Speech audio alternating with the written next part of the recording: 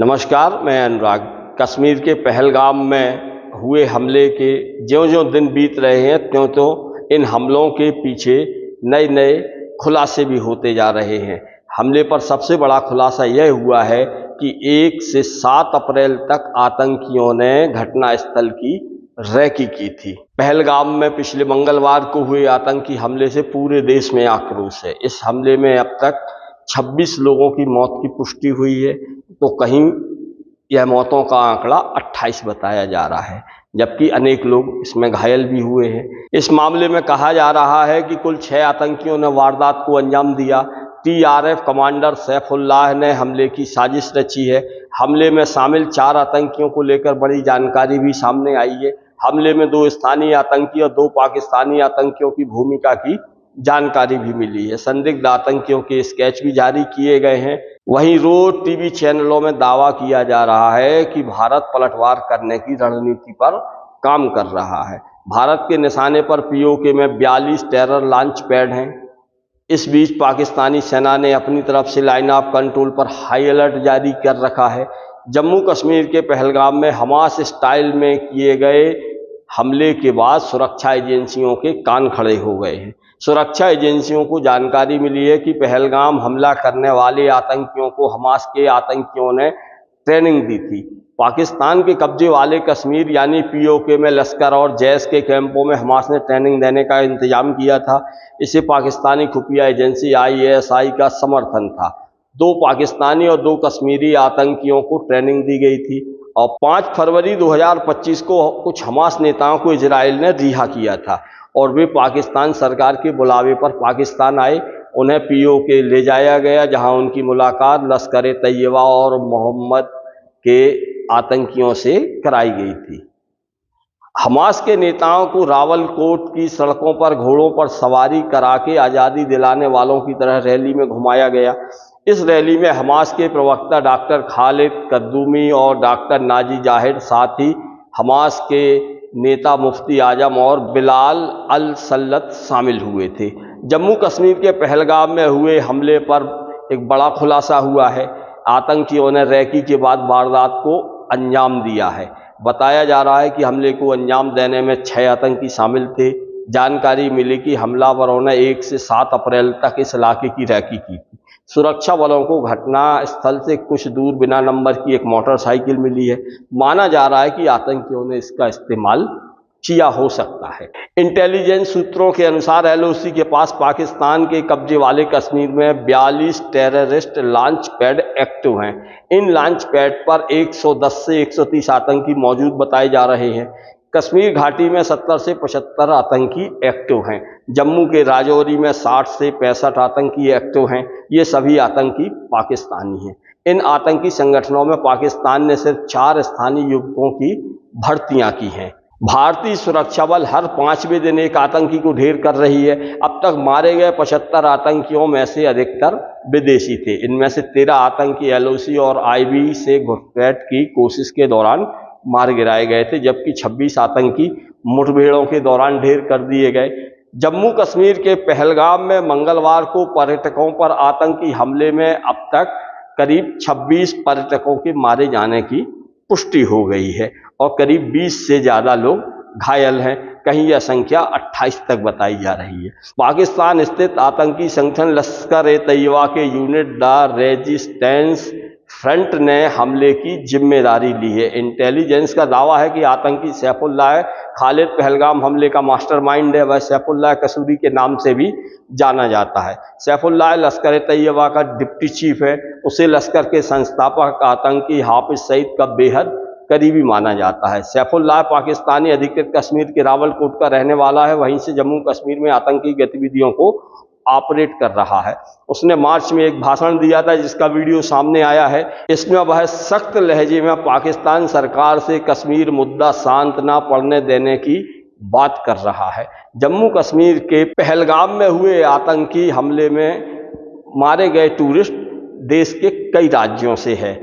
मरने वालों में 5 पर्यटक महाराष्ट्र और 4 कर्नाटक के हैं। गुजरात के 3 और पश्चिम बंगाल के 2 टूरिस्ट हैं। इसके अलावा हरियाणा, आंध्र प्रदेश, यूपी, चंडीगढ़, उड़ीसा, तेलंगाना और केरल के और मध्य प्रदेश का एक टूरिस्ट शामिल है।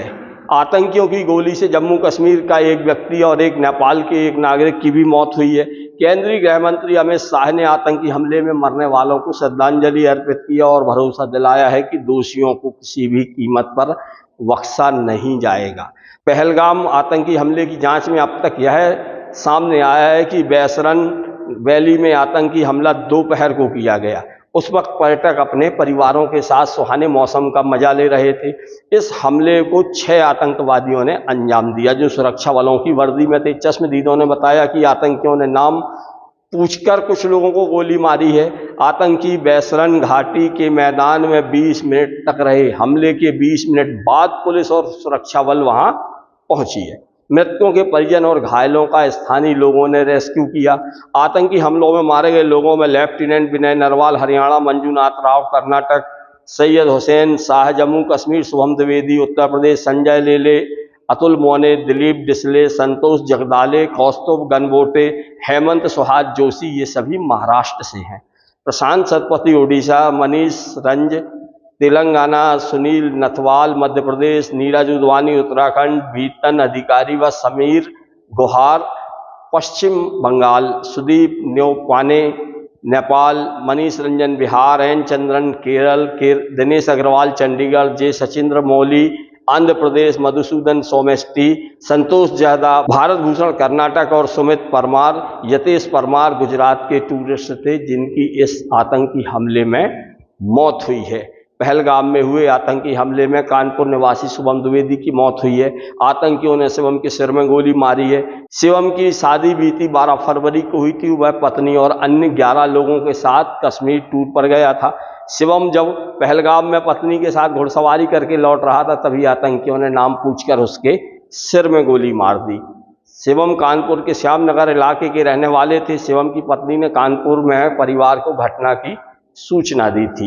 इस हमले से जुड़े अनेक वीडियो सोशल मीडिया पर इस समय विभिन्न प्लेटफॉर्मों पर मौजूद हैं। चश्मदीदों का कहना है कि आतंकियों ने पहले नाम पूछे और फिर उन पर गोलियां चलाईं। जम्मू कश्मीर पुलिस ने पहलगाम में 22 अप्रैल को हुए आतंकवादी हमले में शामिल आतंकवादियों के स्केच और नामों का खुलासा कर दिया है। आतंकियों की पहचान आदिल हुसैन धोकर अनंतनाग निवासी, हासिम मूसा और सुलेमान और अली भाई और तलहा भाई के रूप में हुई है। पुलिस ने फरार आतंकियों का पता बताने पर 20 लाख रुपए का इनाम भी घोषित किया है। राष्ट्रीय जांच एजेंसी NIA की एक टीम भी जांच में शामिल होने और मामले में जम्मू कश्मीर पुलिस की सहायता करने के लिए घटनास्थल पर पहुंच चुकी है। पहलगाम में आतंकी हमले में मारे गए लेफ्टिनेंट विजय नरवाल का बुधवार को करनाल में अंतिम संस्कार कर दिया गया। विनय की बहन ने उनको मुखाग्नि दी थी। हरियाणा के CM नायब सिंह सैनी भी जब करनाल में उनके घर पहुंचे तो विनय नरवाल की छोटी बहन ने आपा खो दिया। भाई को खोने से बदहवास बहन ने रोते हुए आरोप लगाया कि आतंकी हमले में गोलियां लगने के बाद भी विनय काफी देर तक जिंदा थे लेकिन कोई मदद के लिए नहीं पहुंचा। PM सैनी से बातचीत करते हुए विनय की बहन ने कहा, 1.5 घंटा तक वहां कोई नहीं आया। मेरा भाई जिंदा था, अगर समय पर कोई मदद मिल जाती तो वह बच जाता। वहीं उनकी पत्नी हिमांशी को भी एक वीडियो में सुना जा सकता है कि कैसे आतंकियों ने लेफ्टिनेंट को धर्म पूछकर मार डाला। इस आतंकी हमले के बाद प्रधानमंत्री नरेंद्र मोदी ने सोशल मीडिया अकाउंट पर पोस्ट शेयर किया है जिसमें लिखा है कि घिनौने कृत्य के पीछे जो भी है उसे बख्शा नहीं जाएगा। PM मोदी ने कहा कि पहलगाम आतंकी हमले की कड़ी निंदा करता हूं। जिन लोगों ने अपने परिजनों को खोया है उनके प्रति संवेदना व्यक्त करता हूं। इस कृत्य के पीछे जो लोग भी हैं उनका नापाक मंसूबा कभी कामयाब नहीं होगा।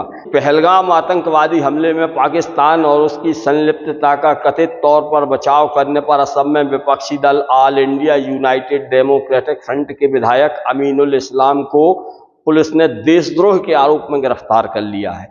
मुख्यमंत्री हेमंत बिस्व शर्मा ने यह जानकारी दी। वहीं पहली बार कश्मीर के प्रमुख समाचार पत्रों ग्रेटर कश्मीर, राइजिंग कश्मीर, कश्मीर उजमा आदि ने अपने अखबारों के पहले पन्ने काले रंग में प्रकाशित किए हैं। कुछ पत्रों ने लाल और सफेद रंग में शीर्षक छापा और संपादकीय के द्वारा आतंकी हमले की कठोर निंदा की है। अखबारों ने इसे केवल एक आतंकी घटना नहीं बल्कि कश्मीर की शांति, संस्कृति और अर्थव्यवस्था पर हमला बताया है। जम्मू कश्मीर के पहलगाम में हुए आतंकी हमले के बाद देश की सुरक्षा व्यवस्था को लेकर केंद्र सरकार सतर्क हो गई है। कश्मीर के पहलगाम में दरिंदों ने जिन निर्दोष और निहत्थे पर्यटकों की हत्या की है, ये हत्यारे कौन थे और इसको लेकर जांच एजेंसियां तेजी से काम में जुट गई हैं। मीडिया रिपोर्ट्स में सूत्रों के हवाले से कहा जा रहा है कि इस हमले का सरगना सैफुल्लाह कसूरी और खालिद है, उसे आतंकवादी हाफिज सईद का करीबी माना जाता है। इसके अलावा पीओके के 2 ऑपरेटिव्स को लेकर भी जानकारी जुटाई जा रही है। अधिकारियों का कहना है कि हमला पहले से तय था और हमलावरों ने पहले ही इलाके का जायजा ले लिया था। इसके अलावा अबू मूसा का नाम भी सामने आ रहा है। रिपोर्ट के अनुसार 18 अप्रैल को रावलकोट में हुई रैली में मूसा ने कहा था, जिहाद जारी रहेगा, बंदूकें बोलेंगी और कश्मीर में सिर कलम होना जारी रहेगा। वहीं पहलगाम आतंकी हमले की जांच में जुटी एनआईए ने 3 संदिग्ध आतंकियों के स्केच जारी किए हैं। चश्मदीदों द्वारा आतंकियों के बताए गए हुलियों को आधार बनाते हुए राष्ट्रीय जांच एजेंसी ने ये स्केच जारी किए हैं। हालांकि जारी किए गए स्केच और बताए गए आतंकी नामों में से कौन सी तस्वीर किसकी है, यह फिलहाल स्पष्ट नहीं हो सका है। इंटेलिजेंस सूत्र यह जरूर बताते हैं कि पहलगाम आतंकी हमले में 2 फॉरेन टेररिस्ट और 2 लोकल आतंकी भी शामिल हैं। दावा किया जा रहा है कि ये आतंकी पश्तो बोल रहे थे। जम्मू कश्मीर में 14 फरवरी 2019 को हुए पुलवामा अटैक के बाद पहलगाम आतंकी हमला सबसे बड़ा हमला है। तब पुलवामा में सीआरपीएफ के काफिले पर फियाए दिन हमला हुआ था, जिसमें 40 जवान शहीद हो गए थे। तब हमले की जिम्मेदारी जैश ए मोहम्मद ने ली थी। आपको यहाँ बताते चलें कि पहलगाम आतंकी हमले की जिम्मेदारी लश्कर ए तैयबा के विंग रेजिस्टेंस फ्रंट अर्थात टीआरएफ ने ली है। वहीं गृह मंत्रालय ने टीआरएफ के उस दावे का खंडन किया है कि जिसमें उसने आईबी के अफसरों को निशाना बनाने के लिए हमला करने की बात कही थी। खुफिया तौर पर इस हमले के पीछे पाकिस्तान के हाथ होने की बात भी सामने आई है, लेकिन पाकिस्तान के डिफेंस मिनिस्टर ख्वाजा आसिफ का कहना है कि इस हमले में पाकिस्तान का कोई हाथ नहीं है। भारतीय जांच एजेंसियां हर एंगल से हमले की जांच कर रही हैं और केंद्रीय गृह मंत्री अमित शाह ने इसका भरोसा भी दिलाया है कि कोई भी दोषी हो उसे बख्शा नहीं जाएगा। अब इस पूरे मामले में कहां और कैसे चूक हुई, जरा इस पर नजर डालते हैं। हमले के इनपुट होने के बाद भी ये इतना बड़ा घटनाक्रम घट गया।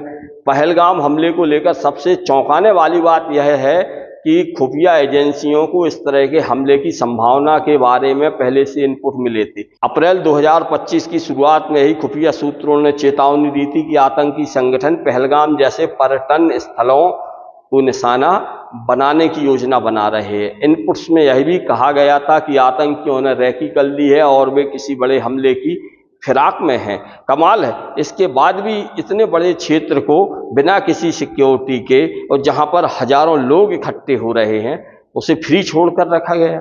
खुफिया जानकारी के अनुसार हमास, जैश और लश्कर के बीच तालमेल बढ़ रहा था और पाकिस्तान के कब्जे वाले कश्मीर यानी पीओके में आईएसआई की देखरेख में आतंकियों को प्रशिक्षण दिया जा रहा था। 10 मार्च को केंद्रीय गृह सचिव गोविंद मोहन ने जम्मू में एक उच्च स्तरीय सुरक्षा समीक्षा की अध्यक्षता की थी। 1 महीने से भी कम समय बाद 6 अप्रैल को केंद्रीय गृह मंत्री अमित शाह ने श्रीनगर में इंटीग्रेटेड कमांड की बैठक की अध्यक्षता की। जम्मू कश्मीर के 2 क्षेत्रों में लगातार बैठकें खुफिया एजेंसियों की चेतावनी के बीच हुई। वहीं जब मंगलवार को पहलगाम में पर्यटकों की चीखें गूंजने लगीं तो एजेंसियों की सबसे बड़ी आशंका सच साबित हुई। रिपोर्ट के मुताबिक लगभग 6 आतंकवादियों ने कुछ स्थानीय सहायकों की मदद से इस हमले को अंजाम दिया है। सूत्रों ने यह भी कहा है कि ये आतंकी हमले से कुछ दिन पहले इलाके में आ चुके थे, रेकी की थी और मौके की तलाश में थे। अप्रैल की शुरुआत यानी 1 से 7 तारीख के बीच में कुछ होटलों की रेकी किए जाने की खुफिया सूचना पहले से ही मौजूद थी। हालांकि एक वरिष्ठ सूत्र ने यह भी कहा है कि यह कहना गलत होगा कि खुफिया एजेंसियों से चूक हुई। इनपुट्स थे लेकिन हमलावर मौके की तलाश में थे और उन्होंने सही समय देखकर वार किया। इस हमले में कुछ विदेशी, खास तौर पर पाकिस्तानी आतंकवादी भी शामिल बताए जा रहे हैं। माना जा रहा है कि इन आतंकियों ने कुछ दिन पहले ही घाटी में घुसपैठ की थी और हमले से पहले इलाके की रेकी की थी। केंद्रीय बलों द्वारा रखे गए आंकड़ों के अनुसार जम्मू कश्मीर में 70 विदेशी आतंकवादी अभी सक्रिय हैं। ऐसा नहीं है कि पिछले 10 सालों में कश्मीर घाटी में शांति रही है। लगातार वहाँ आए दिन हमले होते रहे हैं, उरी, पुलवामा और अब पहलगाम। पिछले 10 सालों में जम्मू कश्मीर में हुए 10 आतंकी हमले में करीब 123 लोगों ने जान गंवाई है। पहलगाम में हुए आतंकवादी हमले में करीब 26 पर्यटकों की मौत हो गई थी, जिसमें महाराष्ट्र के 6 पर्यटक शामिल हैं। इस आतंकी हमले से समूचे भारत में शोक छाया हुआ है और चौतरफा इसकी निंदा हो रही है। इस तरह का कायरतापूर्ण हमला आतंकवादियों ने किया है, जिनको पाकिस्तान ने शरण दी है। इससे ये आज पाकिस्तान की हरकतों से भी साफ जाहिर हो गया है और आज पाकिस्तान वो हरकत कर रहा है, एक तो चोरी, ऊपर से सीना चोरी। वो भारत को ही चुनौती देने का कार्य कर रहा है। अब समय आ गया है कि पाकिस्तान की इस कायरतापूर्ण हरकत का ऐसा मुंह तोड़ जवाब दिया जाए कि अब आतंकवाद की रूह भी कांप जाए और अब आगे से कोई भी भारत की तरफ इस तरह दृष्टि उठाकर देखने का प्रयास भी ना करे। पाकिस्तान मुर्दाबाद, मुर्दाबाद। पिछले 10 सालों यानी 2015 से 2025 में जम्मू कश्मीर में कई आतंकवादी हमले हुए हैं। इसके परिणाम स्वरूप बड़ी संख्या में जान-माल की भी हानि हुई है। पिछले 10 वर्षों में हुए कुछ आतंकवादी हमले इस प्रकार हैं। 16 सितंबर 2015 जैश ए मोहम्मद के आतंकवादियों ने उधमपुर में जम्मू श्रीनगर राजमार्ग पर बीएसएफ दल पर हमला किया। इसमें 2 जवान शहीद हो गए थे और 11 घायल हो गए थे, जबकि एक आतंकवादी को इस मामले में गिरफ्तार किया गया था। 18 सितंबर 2016 को जम्मू से 102 किलोमीटर दूर उरी में 4 आतंकवादियों ने सेना के अड्डे पर हमला किया। इनमें 9 भारतीय जवान शहीद हो गए थे। माना जा रहा है कि यह हमला लश्कर-ए-तैयबा से जुड़ा हुआ है। 10 जुलाई 2017 अमरनाथ यात्रा पर आतंकवादियों ने हमला किया था। अनंतनाग जिले में अमरनाथ यात्रियों पर किए गए हमले में 7 श्रद्धालु मारे गए थे और 19 घायल हो गए थे। इस मामले में आतंकवादियों के हिजबुल मुजाहिदीन से जुड़े होने का संदेह है। 14 फरवरी 2019 पुलवामा हमला। पुलवामा में सीआरपीएफ के काफिले पर आत्मघाती कार बम हमले में 40 जवान शहीद हो गए थे। जैश ए मोहम्मद ने हमले की जिम्मेवारी ली थी। वहीं अक्टूबर 2021 में आतंकवादियों ने फिर से कश्मीर में हिंसा बढ़ाई। प्रमुख कश्मीरी पंडित व्यवसायी माखन से बिंदु की श्रीनगर में हत्या कर दी गई थी। इसके अलावा कई नागरिकों और अल्पसंख्यकों पर हमले भी किए गए थे। 9 जून 2024 को रियासी में आतंकवादियों ने शिवखोरी मंदिर से लौट रहे तीर्थयात्रियों की बस पर हमला किया, जिसके बाद बस एक खड्डे में गिर गई, जिसमें 9 लोगों की मौत हो गई थी और 33 अन्य लोग घायल हो गए थे। 8 जुलाई 2024 को कठुआ में सेना के एक वाहन पर आतंकवादियों द्वारा ग्रेनेड फेंके जाने और गोलीबारी किए जाने से 5 जवान शहीद हो गए थे। 16 जुलाई 2024 को डोडा के देसा जंगल में आतंकवादियों और सुरक्षा बलों के बीच मुठभेड़ हुई। इसमें 4 जवान और 1 पुलिसकर्मी शहीद हो गया था। 2020 में सरकार ने डोडा को आतंक मुक्त घोषित कर दिया था। वहीं 20 अक्टूबर 2024 को आतंकवादियों ने गंदेरवल में एक निर्माण स्थल पर हमला किया। इसने गैर स्थानीय श्रमिकों और एक स्थानीय डॉक्टर को निशाना बनाया। कुल 7 लोग मारे गए। यह हमला जम्मू कश्मीर विधानसभा चुनाव के बाद हुआ था। वहीं अब अभी हाल में पहलगाम पर हमला हुआ, जिसमें करीब 26 निर्दोष लोग मारे गए हैं। एक और जहां पूरा देश इस घटना को लेकर आक्रोश में है और शोक में डूबा हुआ है, तो वहीं सोशल मीडिया पर इस मामले को लेकर अब नोक झोंक और छीटाकशी का दौर भी शुरू हो गया है। एक और जहां इस घटना के बाद स्थानीय कश्मीरी नागरिकों द्वारा जो लोग इस घटना में घायल हुए उनको दी गई सहायता की चर्चा है, तो वहीं दूसरी ओर कश्मीरी आतंकवादियों द्वारा किए गए हमले के बाद एक बार फिर सोशल मीडिया पर भारतीय मुसलमानों को टारगेट बनाकर उन पर छीटाकशी करना शुरू हो गया है। और यह सब वही लोग कर रहे हैं जो इस तरह के मौके की तलाश में बैठे रहते हैं। प्रयागराज में उत्तरी शहर के भाजपा विधायक हर्षवर्धन वाजपेयी ने आतंकी हमले पर अपना आक्रोश जताते हुए कहा है कि भारत के मुसलमानों की तुलना पाकिस्तान से करना ठीक नहीं है। उन्होंने कहा कि मैं भी हिंदू हूँ, मेरे दिल में भी गुस्सा है, लेकिन हमें उस घोड़े वाले को भी याद रखना चाहिए जिसने आतंकियों की बंदूक छीनने में अपनी जान गंवा दी। इस पूरे घटनाक्रम में यह बात बिल्कुल सत्य है कि आतंकवादियों ने धर्म पूछकर मारा, मगर यह भी सत्य है कि फौज वहाँ नहीं थी, सुरक्षा के कोई इंतजाम नहीं थे वहाँ, और बचाने वालों ने धर्म देखकर घायलों को नहीं बचाया। कोई कंधे पर लेकर भागा तो कोई घोड़े से लेकर उन्हें अस्पताल तक ले गया। ये सत्य है कि आतंकवादियों ने कलमा पढ़वाया, मगर ये भी सत्य है कि आदिल हुसैन ने लोगों को बचाने के लिए आतंकियों की बंदूक छीनने की कोशिश की और उसे 3 गोलियां मारी गई। ये सत्य है कि कपड़े उतरवा कर लोगों को अलग खड़ा करके मारा गया, मगर सत्य ये भी है कि अनंतनाग के जीएमसी अस्पताल में डॉक्टर रुखसाना की टीम 3 दिन लगातार घरों को छोड़कर अपने घायलों की सेवा में जुटी रही ताकि मरने वालों का आंकड़ा और अधिक न बढ़े। अब वहीं इस मामले में गोदी मीडिया ने अपना खेल दिखाना शुरू किया है। गोदी मीडिया ने फर्जी डिबेट के जरिए इस सारे मुद्दे को, इस पूरे घटनाक्रम से गायब करने का पूरा प्रयास किया है कि सुरक्षा में चूक हुई है। अभी तक गोदी मीडिया के किसी भी चैनल ने प्रधानमंत्री नरेंद्र मोदी, गृह मंत्री अमित शाह और एनएसए चीफ अजीत डोभाल से एक भी सवाल नहीं पूछा है। प्रधानमंत्री और गृह मंत्री से नहीं पूछ सकते, कम से कम अजीत डोभाल से तो पूछा ही जा सकता है कि पहलगाम में आतंकी हमला कैसे हो गया, आपको खबर क्यों नहीं मिली। अजीत डोभाल के एनएसए रहते पठानकोट, उरी, पुलवामा और अब पहलगाम जैसे बड़े आतंकीवादी हमले हो गए हैं। बावजूद इसके गोदी मीडिया इन्हें जेम्स बॉन्ड की तरह प्रेजेंट करता है। बहरहाल इस घटना में जिन लोगों ने अपनों को खोया है उनके प्रति पूरे देश की सहानुभूति है, आक्रोश भी है और एक सुर में मांग उठ रही है कि जिन लोगों ने इस घटना को अंजाम दिया है उनका भी अंजाम जल्द से जल्द तय किया जाए। नमस्कार, मैं अनुराग।